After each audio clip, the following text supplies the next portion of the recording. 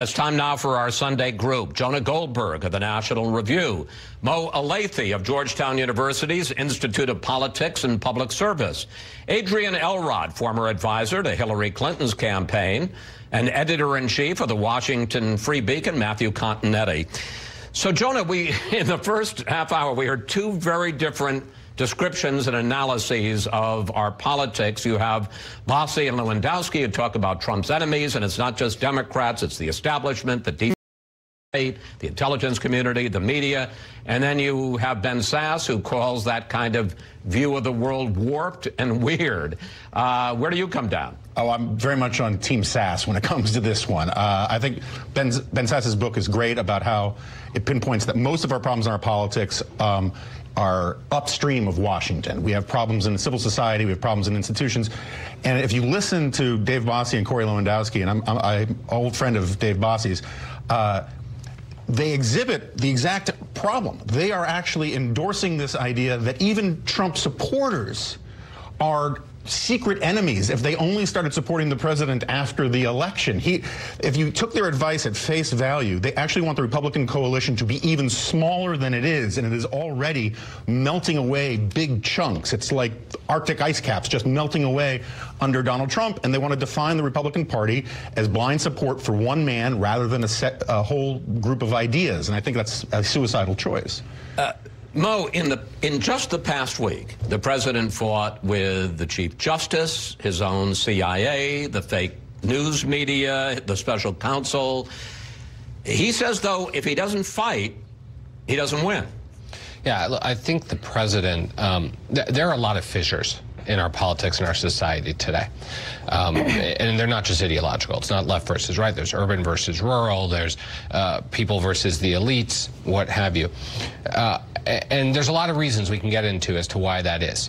There's two ways out of it. One is to try to mend those fissures, and the other is to exacerbate them for political gain. And that's what the president's doing. The president is finding the weak spots, and he's jumping in, and he's using it to his political advantage to try to undermine the credibility of the media, to undermine the credibility of the courts, to undermine the credibility of just about every institution, because that's how he got elected. We can be better as a civil society. We can be better, and we need to be better if we're going to heal some of these fissures. We need to do a better job of listening to people on the other side. We need to do a better job of understanding people on the other side. What we don't need to do is vilify people on the other side. It's what the president complained about during the campaign, yet here he is doing it to the umpteenth degree. But, Matt, I mean, look at Trump's immediate predecessor, Barack Obama, and Lord knows there wasn't lollipops and unicorns in Washington then. And in fact, the president said at the end of his term, one of his great failures was he failed to unify the country. So I think putting this all on Trump isn't really fair. I agree. I mean, I think President Obama, of course, did criticize judges, his famous rebuke of the Supreme Court after the Citizens United decision. He did criticize media, specifically this network. So this is larger than President Trump. What's happened, I think, is twofold. The first is our politics is less and less about who gets what, and it's more about much larger concepts like values, principles, rights. And when politics is about that, then the arguments are much more vicious and much more sustained. And the second thing that's happened, Chris, is technology. You know, we call it social media, but it's actually quite depersonalizing. And once you're on these social networks, I think you feel liberated to really show your worst self. And so when I'm looking to how we can kind of change things, I think it's human person-to-person contacts. And I saw that recently with Dan Crenshaw, the congressman, who went on SNL after he was insulted, and even Carlos Curbelo, who actually met with someone who had threatened his life, and they ended up holding a joint press conference together. Adrian, you know, this has been building for decades, and you could talk about a lot of the outside politics issues like social media, like news, cable, and all a variety of things. But I mean, I remember vividly during when Clinton was president, Clinton derangement syndrome, and then after the 2000 election, there was Bush derangement syndrome, and it just seems to have started a long time ago, but if anything, to have gotten worse. Yeah, but I think this president has taken it to a whole new level. And to the point that Matthew just made, I do think social media has just heightened and highlighted more of what has actually been going on out there. Everybody can be their own pundit, right, on Twitter. So, and we're hearing more from people who are on social media more than we did before social media existed. So, you know, look, we're dealing with, in my opinion, the most uncivil president of the United States that we've ever had. He is doing nothing to try to fix this problem.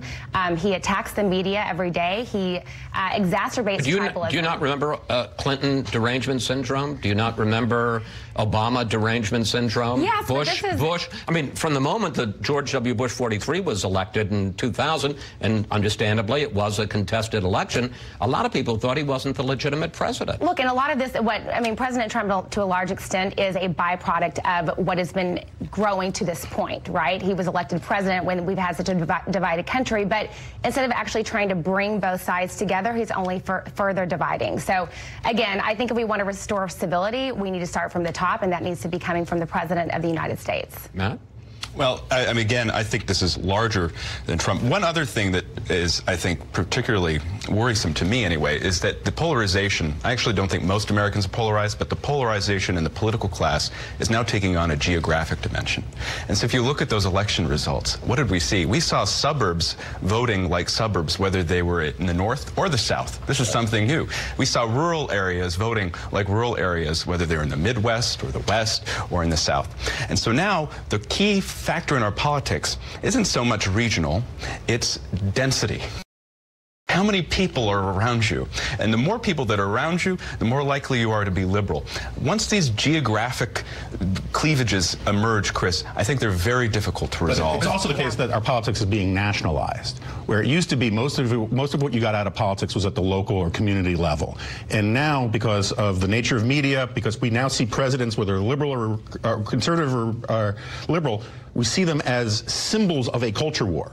And we invest in them, as Matt was saying, these abstract principles. So we live in an era of very high negative polarization, which basically says that there are millions of people who say they're Democrats because they hate Republicans. And there are millions of Republicans who say they're Republicans because they hate Democrats. And when you live in that kind of era, the impetus is to do things that simply are considered wins if they make the right people angry. Right. And Donald Trump has tapped into that very well. Let me go into this. I was in Missouri a couple of weeks ago talking to a largely Republican crowd, and while they supported a lot of what President Trump did, they came up to me afterwards, a lot of them. I was surprised how many, and said, how do we bring it back? How do we make our country less divisive, where it's, you know, one versus another, tribes? And I didn't have a good answer. Do you? I don't know that there is a good answer, other than we all have to, as individuals, those people you talk to have to take responsibility themselves for it. Look, you know, there was a survey. But they're going about their lives. They're selling insurance or working at the bank or whatever. Part of the challenge, we were talking about this in the green room earlier, sociologists have been talking for quite some time about this phenomenon called the Great Sort, where people are moving into communities where they are surrounded by people who think and sound like they do, increasingly so.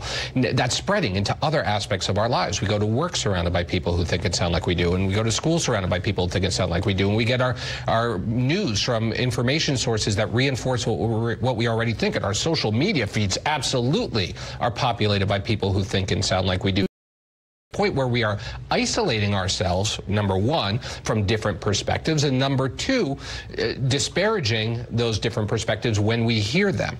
There's got to be a point where there was a poll recently where parents, for the first time, are more offended by the idea of their children marrying outside of their political party than outside of their race or their faith. Now, I guess on some warped level you can call that progress. I was going to say, that's right? Right, that is progress. But at the same time, to be offended by your child marrying outside of you